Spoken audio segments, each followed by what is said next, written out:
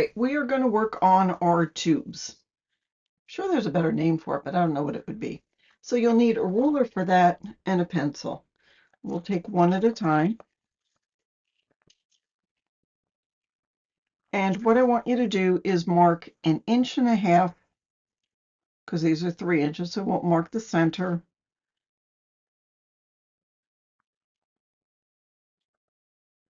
I thought of using a scoreboard, but that won't work. We don't want to have them folded. Then I'll draw a line.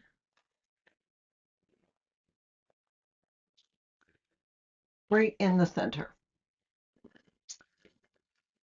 We're going to grab one of our scissors. This one is the zigzag with a little bumps in it. I don't know a better way of describing it. And very carefully, we're going to take and make sure this pointed spot is on the line. So it's not going to be exactly even, but that's okay. We're going to take care of that later. So I want you to go slow, and I don't go all the way to the edge. I just make sure I get a complete zigzag with each stroke. So I'll start in the middle of one of these, and that will be right at the edge of the paper, and then put the point onto my line.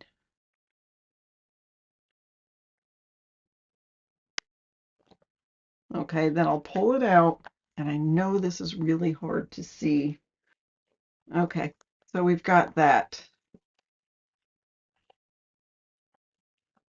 And then I'm going to take my scissors and overlap where I've cut before and continue to go on that line.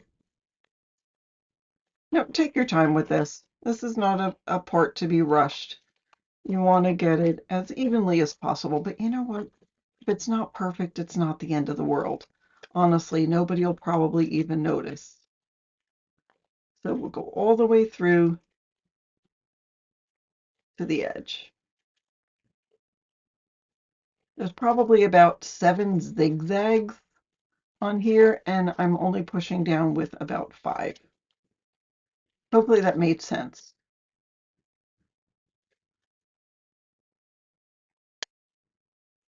Okay. Now, if you wish, you can erase the pencil line.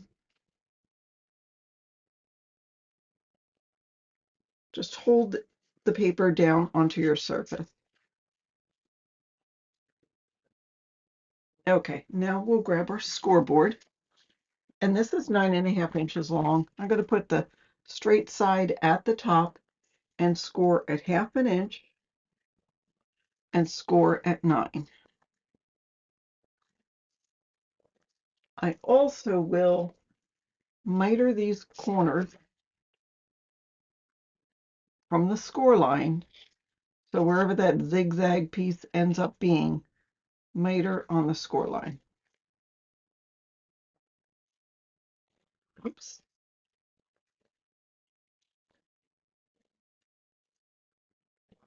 All right. Now I'm going to take this other piece that I have and try to match it up. And this is where it's going to be hard to see because it's all black.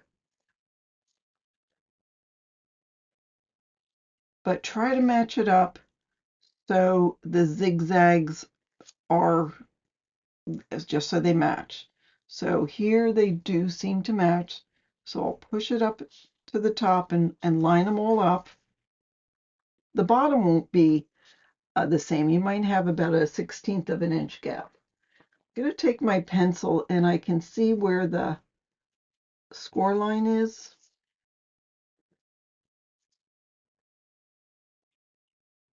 So I will just make a mark there. And then I'm going to cut this just a smidgen inside the score line, just so it's a little bit smaller than we need, just a little bit.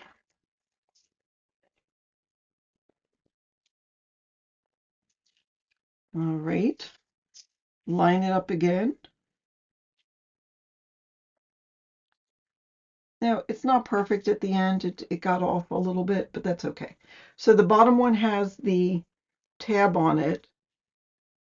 I am going to pull the tab up and over, and we're going to glue the tab on the outside of our little tube. So I'll add glue here onto our tab, glue on this side, line this up so the tips of the zigzag are even, and then pull over the tab and burnish, pull over the tab and burnish.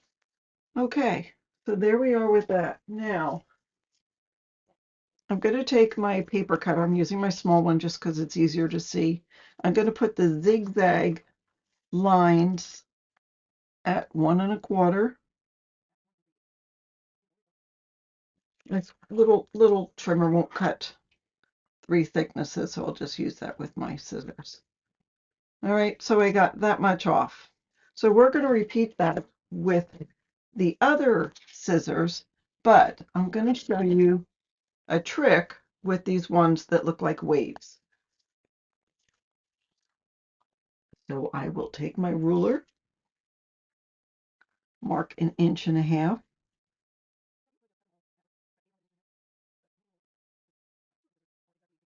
Oh, that's terrible.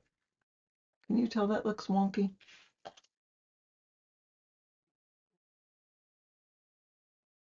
All right, let's use these waves. So again, we're going to start in the middle of a wave, have the very tip end up on the line that we drew, try to start and stop so it's all the same distance. You don't want short waves and long waves. You want them all the same size. So where you start again is probably important. So just take your time. And again, it doesn't have to be perfect. It just adds a little extra detail that I think is a lot of fun. All right, so my bottom ones are going to hit that line.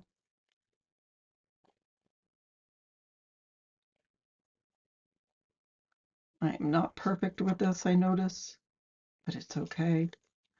All right, so I have this one. Whoops, let me erase. Which one looks like a scallop. Erase this side too, because remember I drew the lines top and bottom. This is a scallop, and that's a wave. So what are we going to do? We're going to do another one. So we have a wave and a scallop.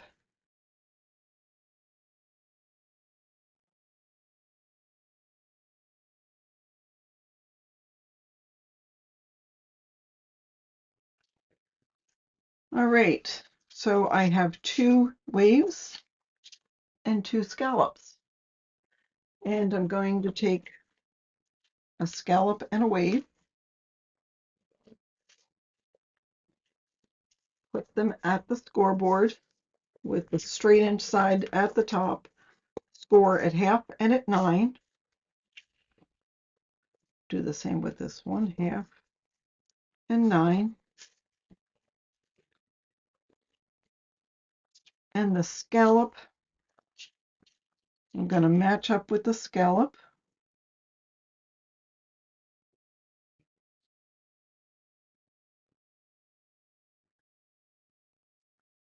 And determine where I'm going to cut this.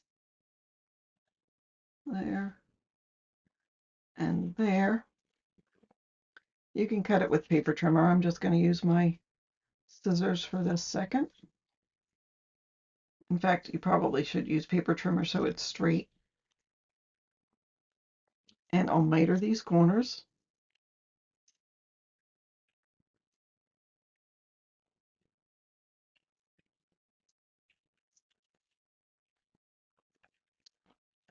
All right, I'll match this up so our scallops are matched nicely.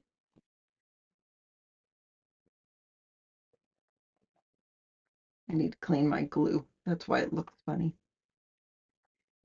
And then take my tab and burnish it. Oops.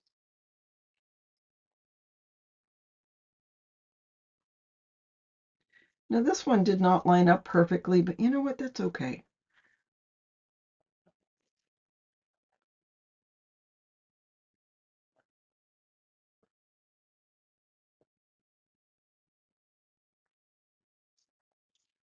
All right, so we have two of our tubes that are going to attach our detachable pages.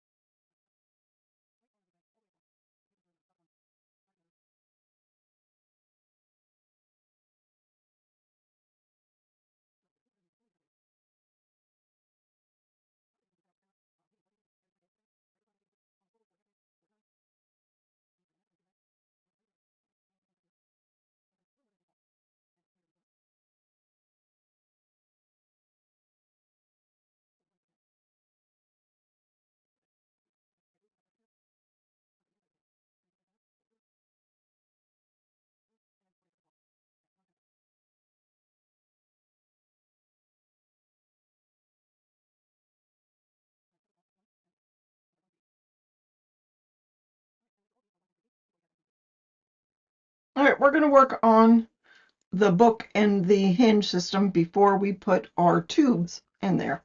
First, what we're going to do is burnish and make sure the page will fold nice, or the cover will fold nice.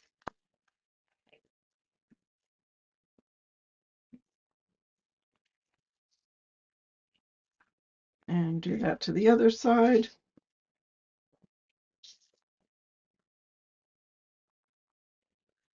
And then fold the hinge one way and the other.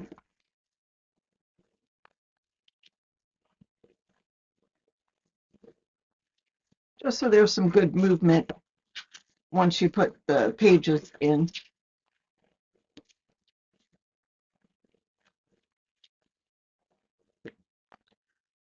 Stand them straight up. Okay, and then one other thing we need to do is we need to cut the hinges down and bevel them just to make sure these tubes will fit in. Probably should have made the hinge a little smaller, but in any case, I'm going to grab a piece of white paper.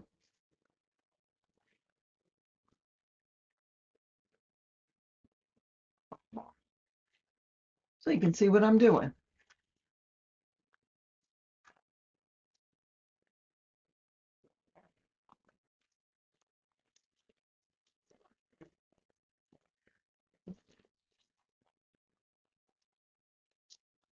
Okay, so I'm going to take scissors to the hinge and just miter. Sometimes I'll just miter half. You can miter all the way to the end of the hinge. Be careful you don't damage the book. And if you do, no big deal. Nobody will see it. So we're just going to miter those. Come in about 1/4 of an inch on the top and go to the bottom. So we'll do that to all 4 hinges.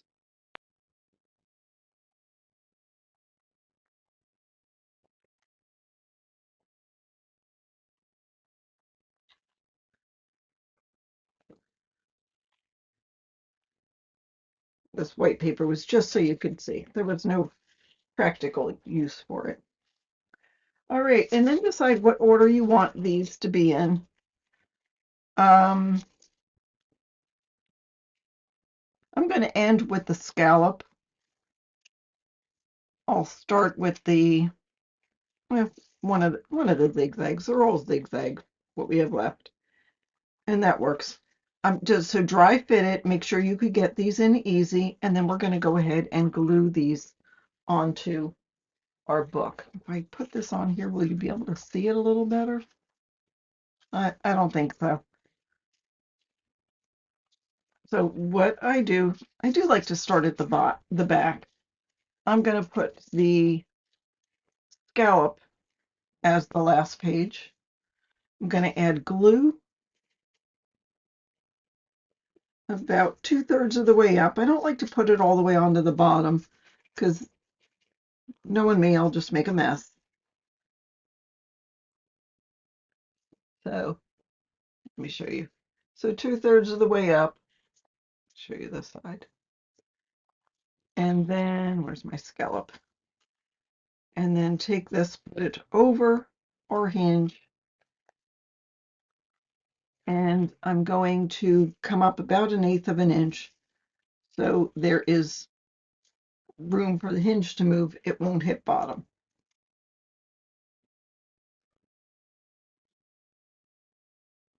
Gonna carefully burnish. I have some glue seeping out.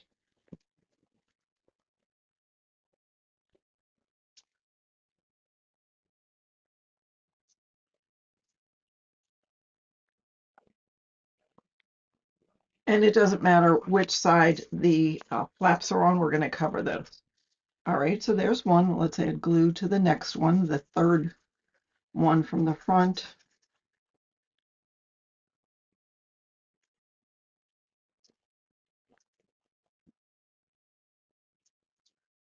And whichever one you want, I'm just doing the regular zigzag.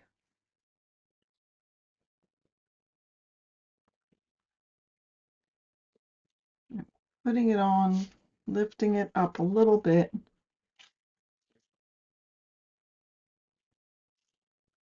I'll burnish it.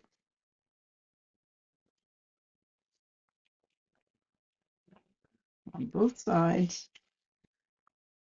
And then we're good with that. You also want to make sure that the bottom is lined up with the bottom with the last one. It shouldn't be any problem because it's the same size as the hinge, but just double check that as you go. Whoops. I was overzealous with my glue, but we're going to cover that. All right, I'll take the sea wavy one and put that one on next.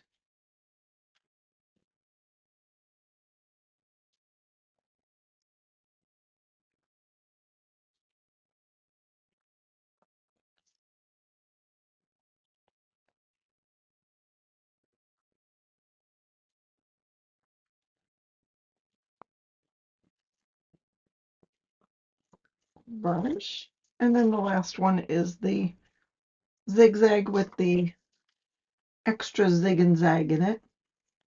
If you take a close look at the scissors, you'll know what I'm talking about. So the top 2/3 is where I'm going to put the glue. I know it will all seep to the bottom. So that's as much as I have. Not a heck of a lot, but I'm not being stingy with it either. And then I'll just put this over it.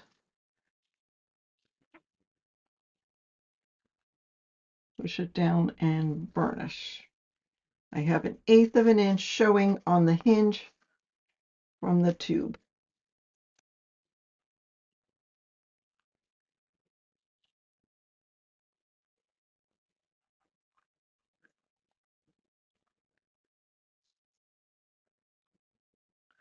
I'll go through one more time and burnish real well.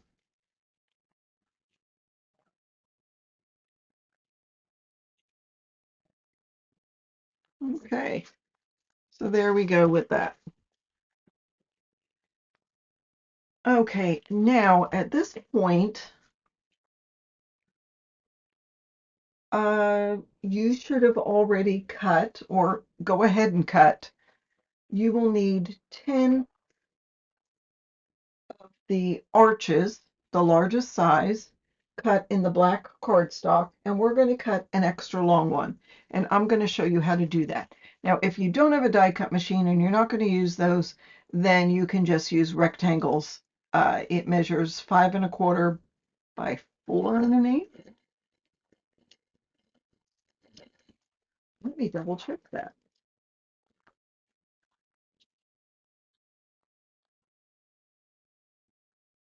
5¼ 5¼ by 4.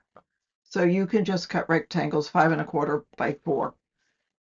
So I will cut a bunch out of my paper, and then I'm going to show you how to make a long one.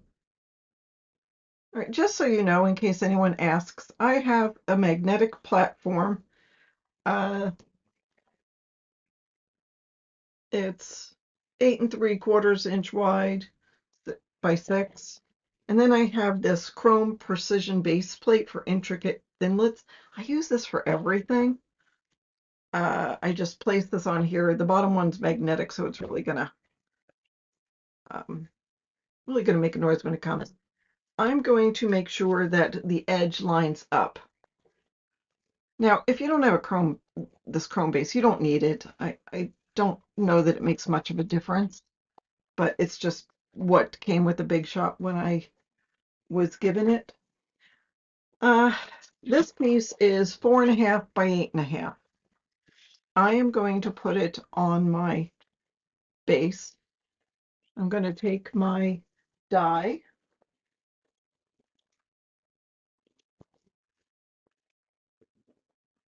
I have to find my tape. I'm going to grab a couple pieces of tape. So I am going to put my die, actually I should do this away from the machine. I'm going to put it with the top point just about a 1/16 of an inch away from the edge of the paper, and tape that down and make sure these sides are parallel, because remember this was 4 inches across. I don't know that this is a 4-inch piece of paper. I'm going to tape this down here, but we're not going to need it really. I'm going to put this on my machine. Remember, this is the edge, and I'm going to have this part of my die off of the edge. It's not going to touch the edge. Whoops, there we go. So here's the edge of my platform. Here's the edge of my die about 1/2 inch away. I'll take my mat, I'm going to put it on there, but the excess, about 1/2 inch of this die, is going to be off of the edge. It doesn't have anything on the top. It's not touching anything on the bottom.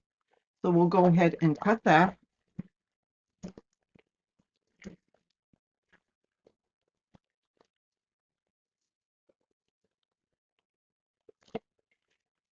Okay.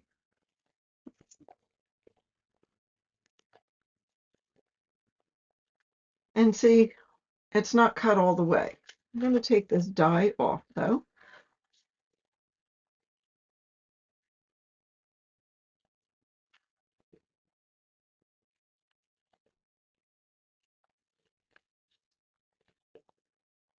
And you don't need to cut this, but I'm going to cut it just so you can see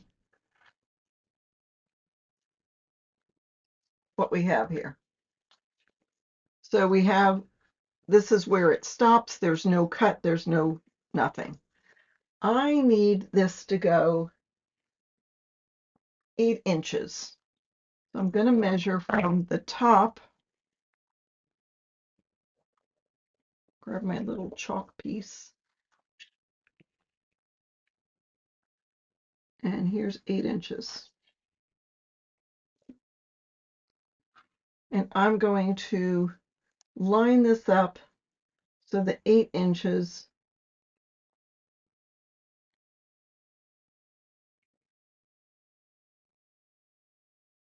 and so we've got that. I'll glue that onto the 8-inch mark.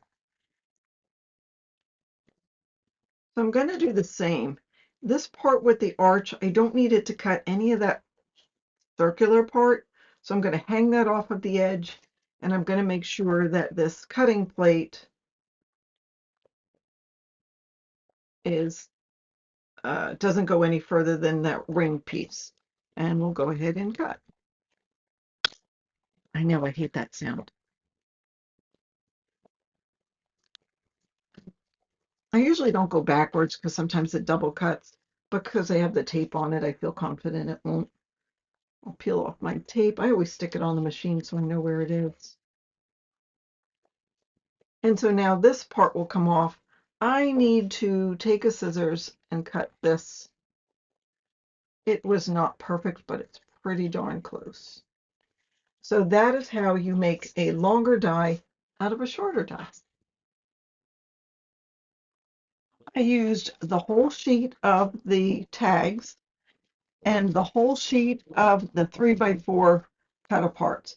You can go ahead and cut those apart. You're not missing anything on the back of that. And I'm sorry, there goes the strawberries, but that's right. There's a lot of strawberry elements in the collection. So cut these into individual pieces, all of them. Now, what I did is I chose what I wanted for the cover. And these were basically the two papers that I wanted for the cover. If you want two different ones, you can choose those now. And we're going to cut these.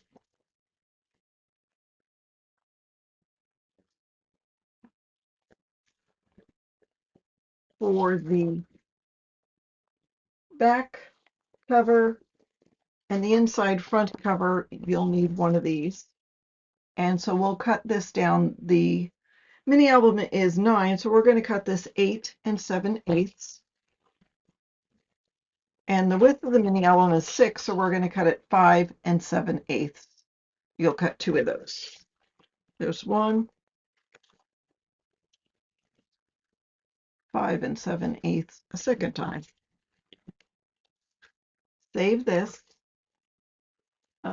We might use it.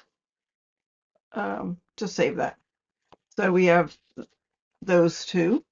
I'm going to put those aside.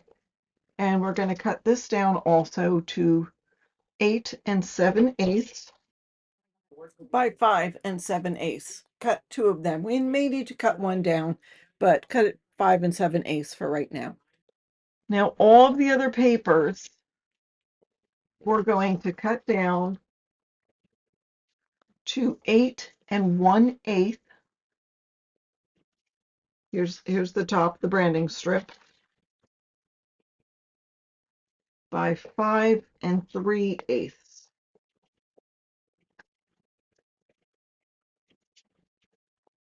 So you're going to cut all of the other paper with the exception of these two. Cut it down 8 1/8 by 5 3/8. You get 2 pieces out of it. Double check the orientation when you do it. 8 1/8. Make sure the top is going to be 5 3/8. Just be aware of the orientation. It's going to go this way. So we'll go ahead and get those all cut. Okay, so most of these that you've cut 8 1/8 by 5 3/8, you'll have one side you'll use for the front and one side you'll use for the back. This one with the pretty yellow plaid only has one way to use it. You can't use that. I know. I mean, I suppose there is a way you could use this when we get to that pocket, but it's just easier if we just use it this side. So we'll put those aside, and I'll put them in order for you in just a bit and show you how to put them in. You will have these that are 8 3/8 by 1 1/4. These we will be using, so don't throw those out. Not that you throw anything out. And then we have these scraps. We have the 2 smaller scraps that we use for the covers. And then we have these size that we will be also using in a couple of different ways. The first one I need you to pull out is this. And this, I said we're only going to be using uh, the two dies, but for this one, I need you to use that second largest one. Okay, from one of our scraps, this one, it's got the polka dot. Use not the largest, but the next largest, the second in line, to cut an arch. And then with this, I'm going to just trim this. And cut 7/8 of an inch off of here.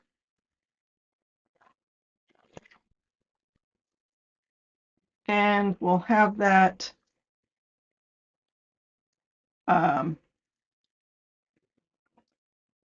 let's cut it 4¼ We might cut it down in a little bit. So I don't think I'll need this. Maybe I'll use it for a banner, but this can go back in the scraps. And then out of my scraps of my cardstock, I did find a 1" by 12" piece. Hold that aside. We will need that one also. So I am just going to cut this in half. I'll be cutting it again, and we'll be using the excess pieces for on our tags. But what I want to do is tie it first and see how much I'll need. So what I like to do is, although Michelle Allen has a great way of doing it, she actually, and let me measure this. I need to be at 5½. I'm sorry, 4½. She cuts a circle or a square, whatever, and glues it on out of cardstock. So that's an interesting way of doing it. And that's on, and we'll go ahead and tape this about 1/4 inch so it doesn't interfere with our paper. Put the ribbon on the back.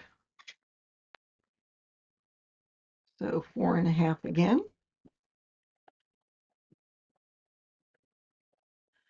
And on the back cover, we're going to have one of these purple pieces. Now, I did not ink this. Don't look at this. Don't look at what you can't use. You have so many Cutaparts and so many pieces of ephemera. You won't even miss this, I promise.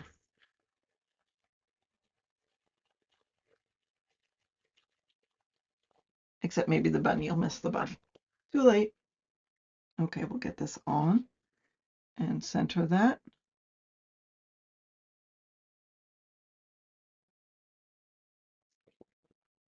To cover the spine, you're going to use this leftover piece of paper. We're going to cut it down 2 inches.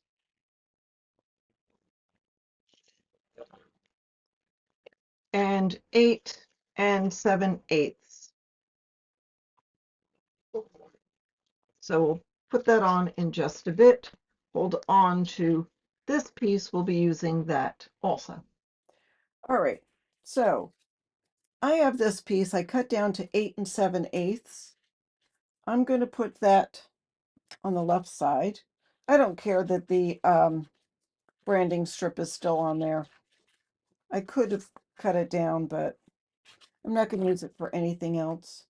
So we'll just put that whole thing right there, about a 1/16 of an inch away from the edge. Okay. And then this is about 1/2 inch. I'm going to put this on the right side, again, about a 1/16 of an inch away from the edge.